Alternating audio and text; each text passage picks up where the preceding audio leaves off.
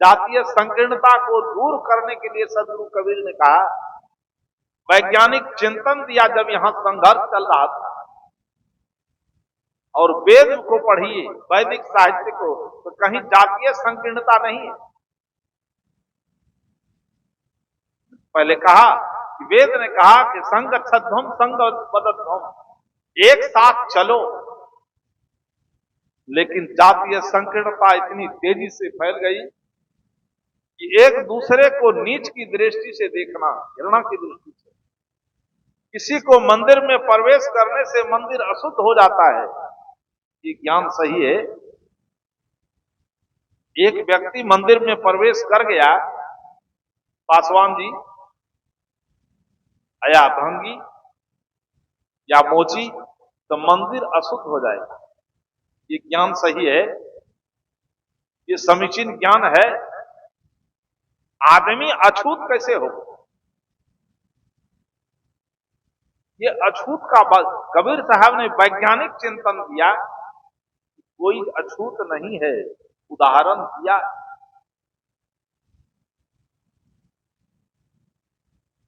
एक ही त्वचा हार मल मूत्रा, एक रुधिर एक गुदा, एक बूंद से सृष्टि रची है, वो ब्राह्मण वो शूद्रा। आज से 625 बरस पूर्व कबीर साहब इस, और वहां प्रश्न किए हैं जहां जातीय बाजार सबसे ज्यादा गर्म था, जहां जातीय संकीर्णता सबसे ज्यादा थी, जहां छुआछूत की भावना सबसे ज्यादा थी, वो नगरी है काशी। काशी की नगरी में खड़ा होकर के प्रश्न किया पंडितों से कि एक ही त्वचा हार मलमूत्रा, एक रुधिर एक गुदा, एक बूंद से सृष्टि रची है, वो ब्राह्मण वो शूद्रा। है उत्तर किसी के पास? इस प्रश्न का उत्तर आज तक किसी दिशा से नहीं आया। ये जातीय संकीर्णता हमारे देश में फिर से पनप गई, क्यों? हम कहते हैं एक तरफ की बौद्धिक शक्ति संपन्न हमारा देश हो गया, कि दूसरी तरफ जातीय संकीर्णता तेजी से बढ़ती जा रही है। तीसरी तरफ का स्त्री शूद्रो, स्त्री को पढ़ने का अधिकार नहीं है, वैदिक साहित्य में कहीं नहीं। स्त्री को पढ़ने का अधिकार नहीं है, ये वैदिक साहित्य के बाद की रचना है। बाद के लोगों ने ऐसा किया, क्योंकि यदि वैदिक साहित्य में ये नियम रहा होता तो वेद की ऋचिकाएं हमारी माताएं नहीं होती। वेद के ऋषि ने कहा कि माता निर्माता भवति, मां निर्मात्री शक्ति है। कबीर साहब ने कहा कि आधे बसे पुरुष आधे बसे जोड़, का जितना हक पुरुष का है उतना ही हक स्त्री का है। किसी विचारक ने कहा केवल गेहूं से भूख मिट सकती नहीं, गुलाब पर ही नजर टिक सकती नहीं, है जीवन में दोनों की जरूरत, एक चक्के से गाड़ी चल सकती नहीं। गाड़ी है, गाड़ी बैल खत्म हो गया इधर, वो गाड़ी बैल में दो चक्के होते हैं, एक चक्का नहीं हो तो गाड़ी गड़केगी, एक चक्का नहीं हो तो गाड़ी गड़केगी नहीं। अब दो चक्का हो, एक चक्का कमजोर हो और एक चक्का मजबूत हो, तो वजन लेकर जा सकेगी गाड़ी, भार ढो सकेगा। दोनों चक्का को मजबूत होना चाहिए कि नहीं? इस समाज के दो चक्के हैं, दो भाग में बैठा हुआ है, एक है स्त्री और दूसरा है पुरुष। पुरुष का कंधा जितना मजबूत हो उतना ही मजबूत स्त्री का कंधा होना चाहिए कि नहीं? चाहिए कि नहीं? दोनों का कंधा मजबूत होगा तब न भार सही ढंग से ढोया जाएगा। लेकिन आज एक चक्का कमजोर हो गया है और उसको सोंगर लगा रही है सरकार, और सोंगर लगाती नहीं है, केवल वोट के लिए सोंगर लगाती है, सोंगर लगा रही है, लेकिन फिर भी परिवर्तन हो रहा है। आज बेटियां पढ़ने लगी है, बेटियों की बौद्धिक शक्ति विकसित होने लगी है, और जहां पुरुष का स्थान है वहां स्त्री बेटियां हमारे पीछे नहीं। सीमा पर देखाइए जाकर के कि जहां युवा पीढ़ी के लोग राइफल लेकर के, मिसाइल लेकर के चीन की सीमा पर खड़ा है, दूसरी सीमा पर हमारी बहनें मिसाइल लेकर खड़ी है कि नहीं? अंतरिक्ष में जहां पहले पुरुष जाते थे, अब अंतरिक्ष की एक महिला थी, कल्पना चावला, की लगभग 2-3 दशक पूर्व की बात है कि पहली महिला, कल्पना चावला, जो पढ़े लिखे लोग हैं उनको पता हो गया होगा कि पहली महिला कल्पना चावला अंतरिक्ष में परीक्षण करने गई थी, अंतरिक्ष की अध्यक्षा होकर के लौट कर नहीं आई, मर गई टकरा करके, और अभी भी जा रही है। कम है किसी से? तो वेद, तो हमारे पास जो ज्ञान है, उस ज्ञान का परिणति हमारे जीवन में है कि नहीं, इसको देखना आवश्यक। उस ज्ञान के अनुकूल हम चल रहे हैं कि नहीं? कहा स्त्री शूद्रो न नेता, हमारे पास ज्ञान है, सत्र मैंने कहा, लेकिन ज्ञान हमारा एक किसी समय इतना पराधीन होता है, इतना ज्ञान पराधीन हमारा हो जाता है कि कोई भी काम हमको करना है, खेत में बीज डालना है, खेत में बीज डालना है, इसको पूछते हैं जाकर, बोलिए ना, अब शायद नहीं पूछते हैं, अभी भी पूछता है, खेत में बीज डालना है तो पूछने जाते हैं किसको?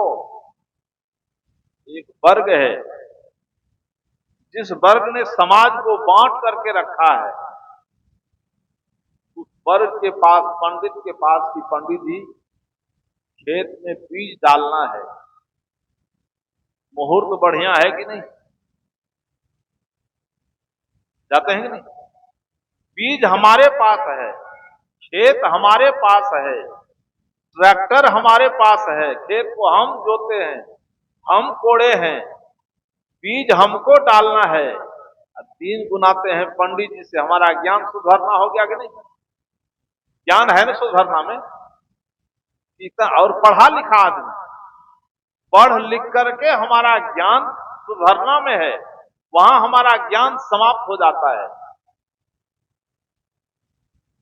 शादी करनी है, पंडित जी से पूछने जाते हैं, जो जीवन का पवित्र काम है, दाम्पत्य जीवन का जो संबंध है, वो बहुत ही महत्वपूर्ण संबंध है, कि दाम्पत्य जीवन के बीच से ही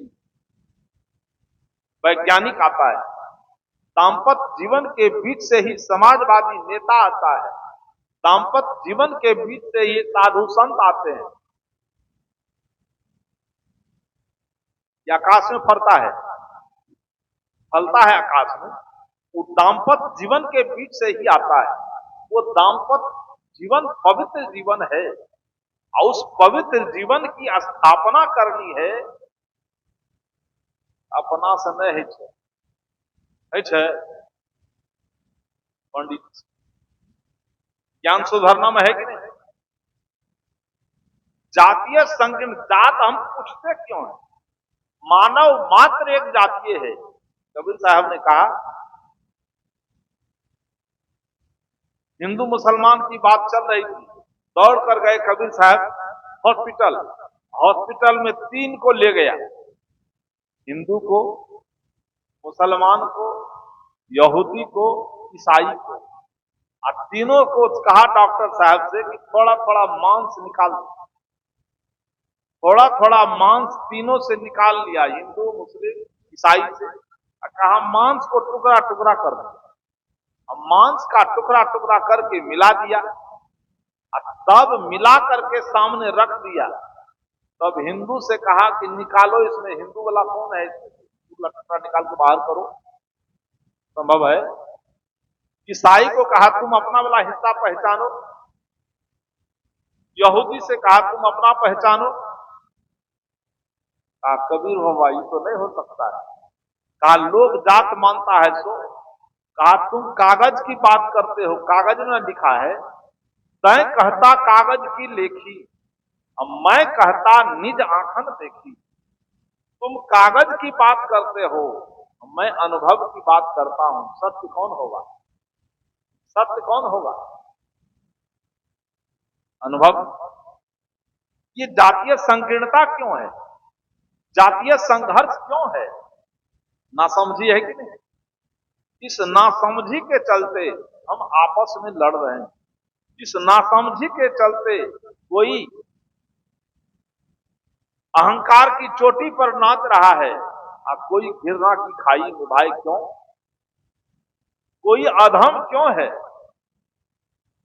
गोस्वामी जी कह दिया, जे वर्णाधम तेज कुम्हारा, सुपच की रात कोल कलवारा। वर्णों में अधम कौन है? कहा तेज। भाई तेजी का दोष क्या है? सोचेंगे वर्णों में अधम तेली क्यों? तेली एक विशेष वैज्ञानिक है कि उन्होंने तैल पदार्थ का पता लगाया और तेल का उत्पादन, तैल पदार्थ का उत्पादन करके पेड़ने के लिए कोल्हू लगा दिया और उस कोल्हू से तेल चुआ करके हर एक घर में पहुंचा दिया।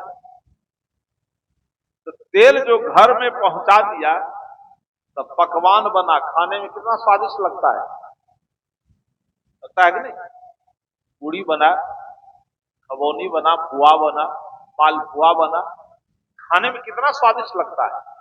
तेली का दिया हुआ तेल खाने में कितना बढ़िया लगता है। सब्जी में तेल नहीं पड़े, उबाल कर दे दिया जाए तो खाया नहीं जाएगा।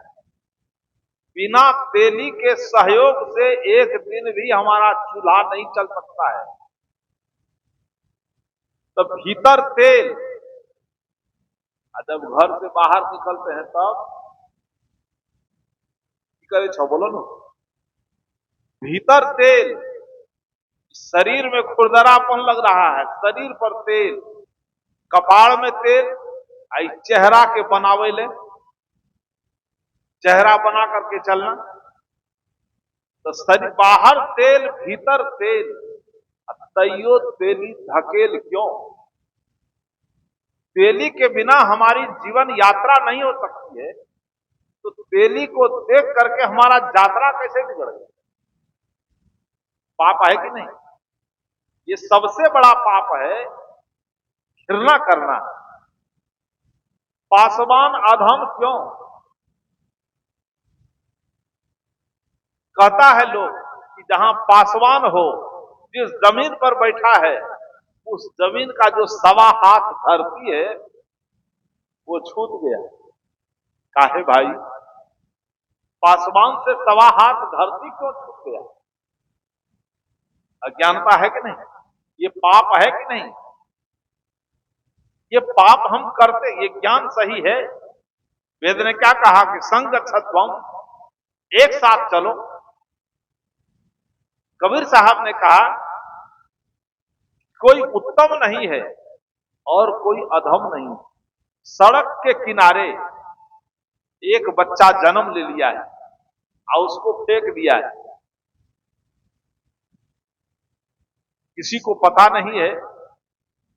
तो सड़क के किनारे जो छोटा बच्चा पड़ा है, उस बच्चे को देखने के बाद उसको हिंदू कहेंगे क्या? बोलिए। उसको हिंदू कहेंगे, उसको मुसलमान कहेंगे, उसको ब्राह्मण कहेंगे, उसको क्षत्रिय कहेंगे, उसको वैश्य कहेंगे, उसको जादव कहेंगे? सब तो नहीं कहेंगे। ये सब कुछ नहीं कहेंगे। इंसान तो कहेंगे उसको कि इंसान का बच्चा है, वो इंसान तो जरूर होगा। तो फिर इंसान से नफरत क्यों? कबीर साहब ने कहा कि मानव मात्र एक जाति है, मानव तू सबसे महान। मनुष्य से बढ़कर के धरती पर कोई प्राणी नहीं है कि मनुष्य जिसको छूता है, जिसको छू देता है वही भगवान हो जाता है, वही पूजनीय हो जाता है।